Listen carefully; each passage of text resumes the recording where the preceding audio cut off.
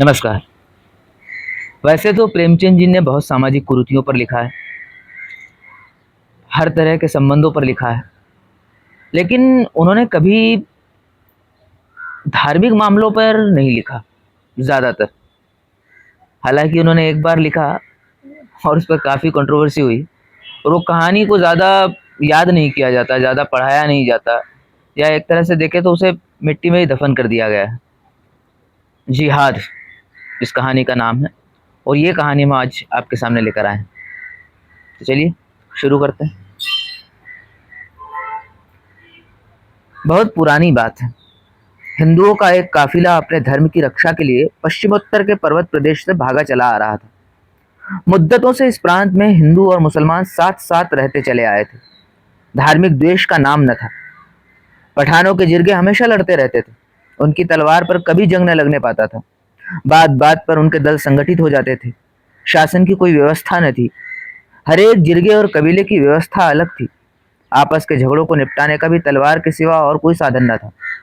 जान का बदला जान था, खून का बदला खून। इस नियम में कोई अपवाद न था। यही उनका धर्म था, यही ईमान। मगर उस भीषण रक्तपात में भी हिंदू परिवार शांति से जीवन व्यतीत करते थे। पर एक महीने से देश की हालत बदल गई। एक मुल्ला ने न जाने कहां से आकर अनपढ़ धर्म शून्य पठानों में धर्म का भाव जागृत कर दिया। उसकी वाणी में कोई ऐसी मोहिनी है कि बूढ़े जवान स्त्री पुरुष खिंचे चले आते हैं। वो शेरों की तरह गरज कर कहता है, खुदा ने तुम्हें इसलिए पैदा किया है कि दुनिया को इस्लाम की रोशनी से रोशन कर दो, दुनिया से कुफ्र का निशान मिटा दो, एक काफिर के दिल को इस्लाम के उजाले से रोशन कर दो। सारी उम्र के रोजे नमाज और जक़ात से भी कहीं ज्यादा है ये। जन्नत की हूरें तुम्हारी बलाएं लेंगी और फरिश्ते तुम्हारे कदमों की खाक माथे पर मलेंगे। खुदा तुम्हारी पेशानी पर बोसे देगा। और सारी जनता यह आवाज सुनकर मजहब के नारों से मतवाली हो जाती है। उसी धार्मिक उत्तेजना ने कुफ्र और इस्लाम का भेद उत्पन्न कर दिया है। प्रत्येक पठान जन्नत का सुख भोगने के लिए अधीर हो उठा है। उन्हीं हिंदुओं पर जो सदियों से शांति के साथ रहते थे, हमले होने लगे। कहीं उनके मंदिर ढाए जाते हैं, कहीं उनके देवताओं को गालियां दी जाती हैं, कहीं उन्हें जबरदस्ती इस्लाम की शिक्षा दी जाती है। हिंदू संख्या में कम है, असंगठित हैं, बिखरे हुए हैं, इस नई परिस्थिति के लिए बिल्कुल तैयार नहीं। उनके हाथ पांव फूले हुए हैं। कितने ही तो अपनी जमा जथा छोड़कर भाग खड़े हुए हैं। कुछ इस आंधी के शांत हो जाने का अवसर देख रहे हैं। ये काफिला भी उन्हीं भागने वालों में था। दोपहर का समय था। आसमान से आग बरस रही थी। पहाड़ों से ज्वाला सी निकल रही थी। वृक्ष का कहीं नाम न था। ये लोग राजपथ से हटे हुए पेचीदा और औघट रास्तों से चले आ रहे थे। पग पग पर पकड़ लिए जाने का खटका लगा हुआ था। यहाँ तक कि भूख प्यास और ताप से विकल होकर अंत को लोग एक उभरी हुई शिला की छां में विश्राम करने लगे। सहसा कुछ दूर पर एक कुआं नजर आया। वहीं डेरे डाल दिए। भय लगा हुआ था कि जिहादियों का कोई दल पीछे से ना आ रहा हो। दो युवकों ने बंदूक भर के कंधे पर रखी और चारों तरफ गश्त करने लगे। बूढ़े कंबल बिछाकर कमर सीधी करने लगे। स्त्रियां बालकों को गोद से उतारकर माथे का पसीना पोंछने और बिखरे हुए केशों को संभालने लगी। सभी के चेहरे मुरझाए हुए थे। सभी चिंता और भय से त्रस्त हो रहे थे। यहाँ तक कि बच्चे जोर से न रोते थे। दोनों युवकों में एक लंबा गठीला रूपवान है। उसकी आंखों से अभिमान की रेखाएं सी निकल रही हैं। मानो वो अपने सामने किसी की हकीकत नहीं समझता। मानो उसकी उसकी एक एक गत पर आकाश के देवता जयघोष कर रहे हैं। दूसरा कद का दुबला पतला रूपहीन सा आदमी है, जिसके चेहरे से दीनता झलक रही है। मानो उसके लिए संसार में कोई आशा नहीं। मानो वो दीपक की भांति रो रो कर जीवन व्यतीत करने के लिए ही बनाया गया है। उसका नाम है धर्मदास और इसका खजाचंद। धर्मदास ने बंदूक को जमीन पर टिका कर एक चट्टान पर बैठते हुए कहा, तुमने अपने लिए क्या सोचा? कोई लाख सवा लाख की संपत्ति रही होगी तुम्हारी। खजाचंद ने उदासीन भाव से उत्तर दिया, लाख सवा लाख की तो नहीं, हाँ 50-60 हजार तो नगद ही थे। तो अब क्या करोगे? जो कुछ सिर पर आएगा झेलूंगा। रावलपिंडी में दो चार संबंधी हैं, शायद कुछ मदद करें। तुमने क्या सोचा? हम मुझे क्या गम, अपने दोनों हाथ अपने साथ है। वहाँ इन्हीं का सहारा था, आगे भी इन्हीं का सहारा है।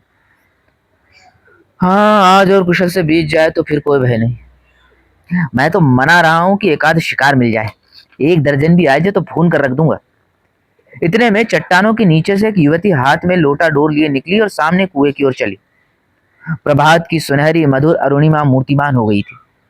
दोनों युवक उसकी ओर बढ़े, लेकिन खजाचंद तो 2-4 कदम चलकर रुक गया। धर्मदास ने युवती के हाथ से लोटा डोर ले लिया और खजाचंद की ओर सगर्व नेत्रों से ताकता हुआ कुएं की ओर चला। खजाचंद ने फिर बंदूक संभाली और अपनी झेप मिटाने के लिए आकाश की ओर ताकने लगा।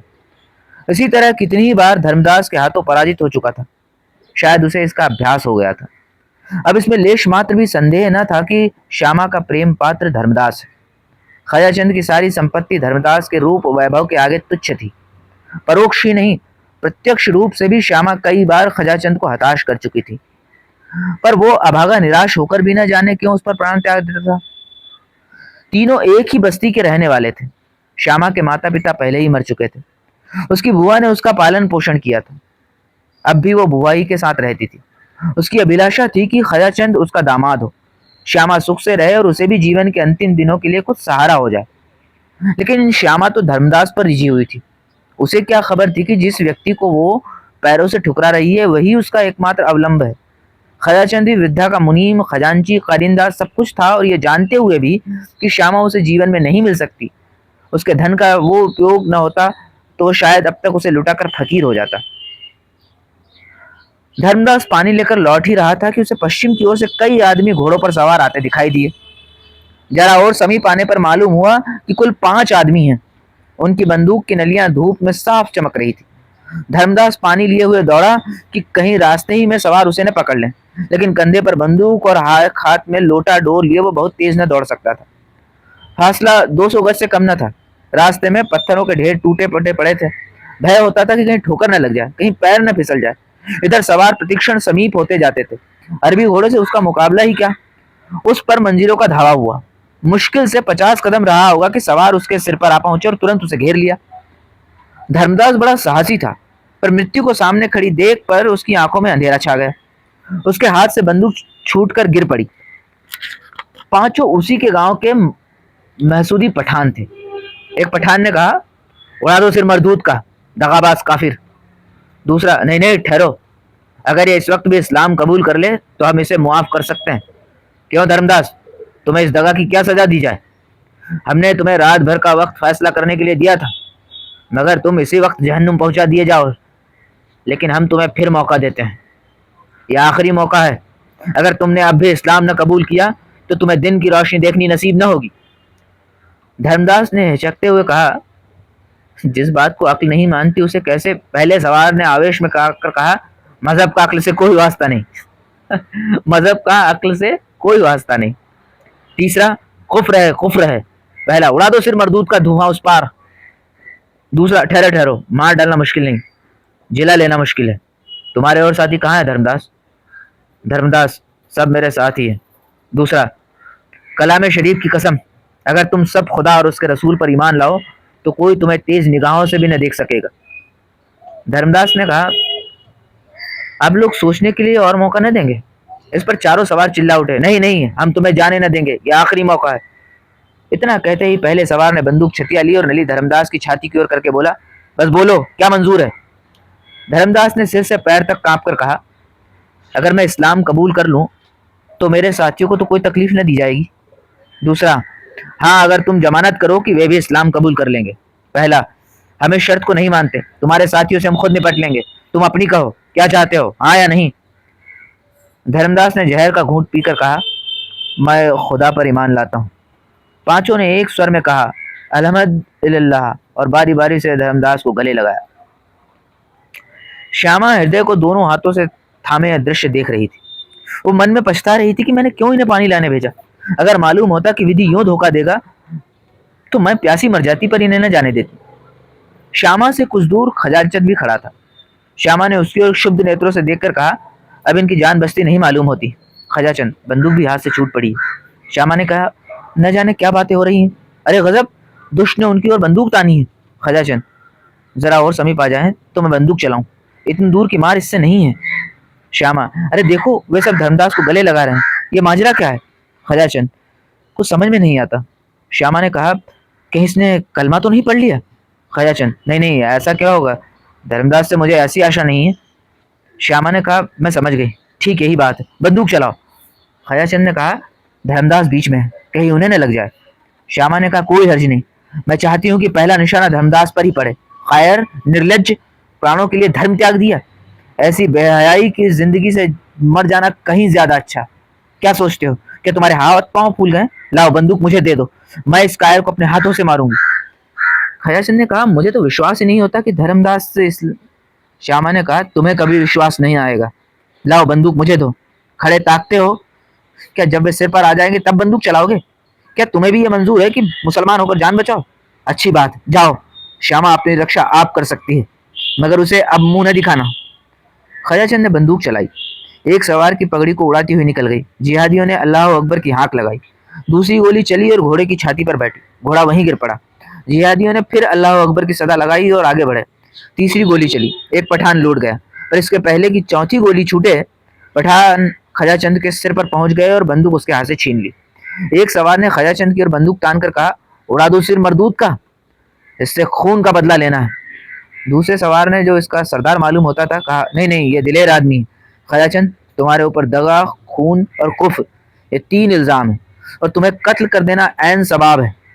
लेकिन हम तुम्हें एक मौका और देते हैं। अगर तुम अब भी खुदा और रसूल पर ईमान लाओ तो हम तुम्हें सीने से लगाने को तैयार हैं। इसके सिवा तुम्हारे गुनाहों का और कोई कफारा नहीं है। यह हमारा आखिरी फैसला है। बोलो, क्या मंजूर है? चारों पठानों ने कमर से तलवार निकाल ली और उन्हें खजाचंद के सिर पर तान दिया। मानो नहीं का शब्द मुंह से निकलते ही चारों तलवारें इसकी गर्दन पर चल जाएंगी। खजाचंद का मुखमंडल विलक्षण तेज से आलोकित हो उठा। उसकी दोनों आंखें स्वर्गीय ज्योति से चमकने लगी। दृढ़ता से बोला, तुम एक हिंदू से यह प्रश्न कर रहे हो? क्या तुम समझते हो कि जान के खौफ से वो अपना ईमान बेच डालेगा? हिंदू को अपने ईश्वर तक पहुंचने के लिए किसी नबी, वली या पैगंबर की जरूरत नहीं। चारों पठानों ने कहा, काफिर काफिर। खजाचंद, अगर तुम मुझे काफिर समझते हो तो समझो, मैं अपने को तुमसे ज्यादा खुदा परस्त समझता हूँ। मैं उस धर्म को मानता हूँ जिसकी बुनियाद अक्ल पर है। आदमी में अक्ल ही खुदा का नूर है, और हमारा ईमान, हमारी अक्ल। चारों पठानों के मुंह से निकला, काफिर काफिर, और चारों तलवारें एक साथ खजाचंद की गर्दन पर गिर पड़ी। लाश जमीन पर फड़कने लगी। धर्मदास सिर झुकाए खड़ा रहा। वो दिल में बहुत खुश था कि अब खजाचंद की सारी संपत्ति उसके हाथ लगेगी और वो श्यामा के साथ सुख से रहेगा। पर विधाता को कुछ और भी मंजूर था। श्यामा अब तक मरमाहत से खड़ी यह दृश्य देख रही थी। जो ही खजाचंद की लाश जमीन पर गिरी, वो झपट कर लाश के पास आई और उसे गोद में लेकर आंचल से रक्त प्रवाह को रोकने की चेष्टा करने लगी। उसके सारे कपड़े खून से तर हो गए। उसने बड़ी सुंदर बेल बूटों वाली साड़ियां पहनी होगी, पर इस रक्त रंजित साड़ी की शोभा अतुलनीय थी। बेल बूटों वाली साड़ियां रूप की शोभा बढ़ाती थी, ये रक्त रंजित साड़ी आत्मा की छवि दिखा रही थी। ऐसा जान पड़ा मानो खजाचंद की बुझती आंखें एक अलौकिक ज्योति से प्रकाशमान हो गई। उन नेत्रों में कितना संतोष, कितनी तृप्ति, कितनी उत्कंठा भरी हुई थी। जीवन में जिसने प्रेम की भिक्षा भी न पाई, वह मरने पर उत्सर्ग जैसे स्वर्गीय रत्न का स्वामी बना हुआ था। धर्मदास ने श्यामा का हाथ पकड़कर कहा, श्यामा, होश में आओ, तुम्हारे सारे कपड़े खून से तर हो गए हैं, अब रोने से क्या हासिल होगा? ये लोग हमारे मित्र हैं, हमें कोई कष्ट न देंगे। हम फिर अपने घर चलेंगे और जीवन के सुख भोगेंगे। श्यामा ने तिरस्कार पूर्ण नेत्रों से देखकर कहा, तुम्हें अपना घर बहुत प्यारा है तो जाओ, पर मेरी चिंता मत करो, मैं अब न जाऊंगी। हाँ, अगर अब भी मुझसे कुछ प्रेम हो तो इन लोगों से, इन्हीं तलवारों से मेरा भी अंत करा दो। धर्मदास करुणा कातर स्वर से बोला, श्यामा, ये तुम क्या कहती हो? तुम भूल गई हो कि हमसे तुमसे क्या बातें हुई थी। मुझे मुझे खुद खजाचंद के मारे जाने का शौक है, पर भाभी को कौन टाल सकता है? श्यामा, अगर ये भाभी थी तो ये भी भाभी है कि मैं अपना अधम जीवन उस पवित्र आत्मा के शोक में काटूं जिसका मैंने सदैव निरादर किया। ये कहते कहते श्यामा का शोकोद्गार, जब क्रोध और घृणा के नीचे दबा हुआ था, उबल पड़ा और वो खजाचंद के निस्पंद हाथों को अपने गले में डालकर रोने लगी। चारों पठान ये अलौकिक अनुराग और आत्मसमर्पण देखकर करुणाद्र हो गए। सरदार ने धर्मदास से कहा, तुम इस पाकीजा खातून से कहो हमारे साथ चले, हमारी जाति से इसे कोई तकलीफ न होगी, हम इसके दिल से इज्जत करेंगे। धर्मदास के हृदय में ईर्ष्या की आग धधक रही थी। वो रमणी जिसे वो अपनी समझे बैठा था, इस वक्त उसका मुंह भी न देखना चाहती थी। बोला, श्यामा, तुम चाहो तो इस लाश पर आंसू की नदी बहा दो, पर यह जिंदा न होगी। यहां से चलने की तैयारी करो। मैं साथ के और लोगों को भी जाकर समझाता हूँ। खान लोग हमारी रक्षा करने का जिम्मा ले रहे हैं। हमारी जायदाद, जमीन, दौलत सब हमको मिल जाएगी। खजाचंद की दौलत के भी हम ही मालिक होंगे। अब देर न करो, रोने देने से अब कुछ हासिल नहीं। श्यामा ने धर्मदास को आग्नेय नेत्रों से देखकर कहा, और इस वापसी की कीमत क्या देनी होगी? वही जो तुमने दी है। धर्मदास ये व्यंग न समझ सका, बोला, मैंने तो कोई कीमत नहीं दी, मेरे पास था ही क्या? श्यामा ने कहा, ऐसा ना कहो, तुम्हारे पास वो खजाना था जो तुम्हें आज कई लाख वर्ष हुए ऋषियों ने प्रदान किया था, जिसकी रक्षा रघु और मनु, राम और कृष्ण, बुद्ध और शंकर, शिवाजी और गोविंद सिंह ने की थी। उस अमूल्य भंडार को आज तुमने तुच्छ प्राणों के लिए खो दिया। इन पावों पर लौटना तुम्हारा मुबारक हो, तुम शौक से जाओ। जिन तलवारों ने वीर खजाचंद के जीवन का अंत किया, उन्होंने मेरे प्रेम का भी फैसला कर दिया। जीवन में इस विरात्म का मैंने जो निरादर और अपमान किया, उसके साथ जो उदासीनता दिखाई, उसका अब मरने के बाद प्रायश्चित करूंगी। यह धर्म पर मरने वाला वीर था, धर्म को बेचने वाला कायर नहीं। अगर तुम में अब भी कुछ शर्म और हया है तो इसका क्रियाकर्म करने में मेरी मदद करो, और यदि तुम्हारे स्वामियों को यह भी पसंद ना हो तो रहने दो, मैं सब कुछ कर लूंगी। पठानों के हृदय दर्द से तड़प उठे। धर्मांधता का प्रकोप शांत हो गया। देखते देखते वहां लकड़ियों का ढेर लग गया। धर्मदास ग्लानि से सिर झुकाए बैठा था और चारों पठान लकड़ियां काट रहे थे। चिता तैयार हुई और जिन निर्दय हाथों ने खजाचंद की जान ली थी, उन्हीं ने उसके शव को चिता पर रखा। ज्वाला प्रचंड हुई। अग्निदेव ने अपने अग्निमुख से उस धर्मवीर का यशगान गा रहे थे। पठानों ने खजाचंद की सारी जगह संपत्ति लाकर श्यामा को दे दी। श्यामा ने वही एक छोटा सा मकान बनवाया और वीर खजाचंद की उपासना में जीवन के दिन काटने लगी। उसकी वृद्धा बुआ तो उसके साथ रह गई और सब लोग पठानों के साथ लौट गए, क्योंकि अब मुसलमान होने की शर्त न थी। खजाचंद के बलिदान ने धर्म के भूत को परास्त कर दिया, मगर धर्मदास को पठानों ने इस्लाम की दीक्षा लेने पर मजबूर किया। एक दिन नियत किया गया, मस्जिद में मुल्लाओं का मेला लगा और लोग धर्मदास को उसके घर से बुलाने आए, तो उसका वहां पता न था। चारों तरफ तलाश हुई, कहीं निशान न मिला। साल भर गुजर गया। संध्या का समय था। श्यामा अपने झोपड़े के सामने बैठी भविष्य की मधुर कल्पनाओं में मग्न थी। अतीत उसके लिए दुख से भरा हुआ था, वर्तमान केवल एक निराशमय स्वप्न था। सारी अभिलाषाएं भविष्य पर अवलंबित थी, और भविष्य भी वो जिसका इस जीवन से कोई संबंध न था। आकाश पर लालिमा छाई हुई थी। सामने की पर्वतमाला स्वर्णमयी शांति के आवरणों से ढकी हुई थी। वृक्षों की कांपती हुई पत्तियों से सरसराहट की आवाज निकल रही थी, मानो कोई वियोगी आत्मा पत्तियों पर बैठी हुई सिसकियां भर रही है। उसी वक्त एक भिखारी फटे हुए कपड़े पहने झोपड़ी के सामने खड़ा हो गया। कुत्ता जोर से भौंक उठा। श्यामा ने चौंक कर देखा और चिल्ला उठी, धर्मदास। धर्मदास ने वहीं जमीन पर बैठते हुए कहा, हाँ श्यामा, मैं अभागा धर्मदास सिंह, साल भर से मारा मारा फिर रहा हूँ। मुझे खोज निकालने के लिए इनाम रख दिया गया है। सारा प्रांत मेरे पीछे पड़ा हुआ है। इस जीवन से अब ऊब उठाऊं, पर मौत भी नहीं आती। धर्मदास एक क्षण के लिए चुप हो गया, फिर बोला, क्यों श्यामा, क्या अभी तुम्हारा हृदय मेरी तरफ से साफ नहीं हुआ? तुमने मेरा अपराध क्षमा नहीं किया? श्यामा ने उदासीन भाव से कहा, मैं तुम्हारा मतलब नहीं समझी। मैं अब भी हिंदू, मैंने इस्लाम नहीं कबूल किया है। श्यामा ने कहा, जानती हूँ। यह जानकर भी तुम्हें मुझ पर दया नहीं आती? श्यामा ने कठोर नेत्रों से देखा और उत्तेजित होकर बोली, तुम्हें अपने मुंह से ऐसी बातें निकालते शर्म नहीं आती? मैं उस खजाचंद की ब्याहता हूं जिसने हिंदू जाति का मुख उज्जवल किया है। तुम समझते हो कि वो मर गया? ये तुम्हारा भ्रम है। वो अमर है। मैं इस समय भी उसे स्वर्ग में बैठा देख रही हूँ। तुमने हिंदू जाति को कलंकित किया है। मेरे सामने से दूर हो जाओ। धर्मदास ने कुछ जवाब न दिए। चुपके से उठा, एक लंबी सांस ली और एक तरफ चल दिया। प्रातःकाल श्यामा पानी भरने जा रही थी, तब उसने रास्ते में एक लाश पड़ी हुई देखी। दो चार गिद्ध उस पर मंडरा रहे थे। उसका हृदय धड़कने लगा। समीप जाकर देखा और पहचान गई, ये धर्मदास की लाश थी।